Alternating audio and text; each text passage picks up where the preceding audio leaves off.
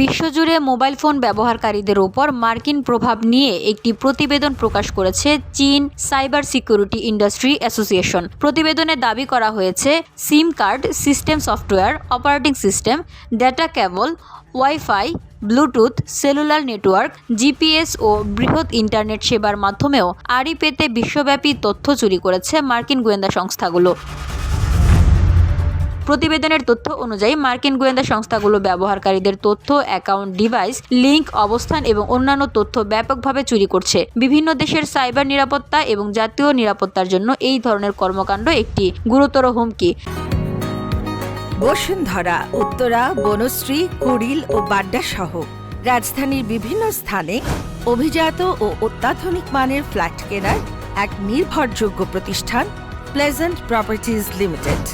তাই আপনার স্বপ্নের আবাসনের জন্য আজই যোগাযোগ করুন।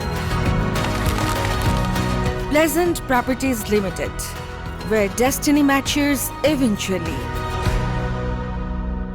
China cyber security industry association এর কর্মকর্তাদের মতে, মার্কিন গোয়েন্দা সংস্থাগুলো বিশ্বব্যাপী সাইবার স্পেসে আক্রমণের জন্য সাইবার হামলার সরঞ্জামও ব্যাপকভাবে তৈরি করেছে। তারা লাগাতার সাইবার হামলা চালিয়ে সাপ্লাই চেইনে আপস্ট্রিম সুবিধাগুলোকে কাজে লাগায়, এমনকি ব্যবহারকারীদের ডেটাতে বিশেষ অ্যাক্সেস পেতে লিঙ্কডইন এর মতো প্ল্যাটফর্মকেও কাজে লাগায়। প্রতিবেদনে ক্রমাগত তথ্য চুরির ক্ষেত্রে মার্কিন সাইবার আক্রমণ মোকাবেলার জন্য দেশগুলোর সাইবার নিরাপত্তা বাড়ানোর উপর গুরুত্ব দেওয়া হয়েছে। মোবাইল অপারেটর, স্মার্ট ডিভাইস, গুরুত্বপূর্ণ ব্যক্তি এবং কূটনীতি সহ বিভিন্ন ক্ষেত্রে প্রতিরক্ষার সক্ষমতা জোরদার করার উপর বিশেষভাবে জোর দেওয়া হয়েছে।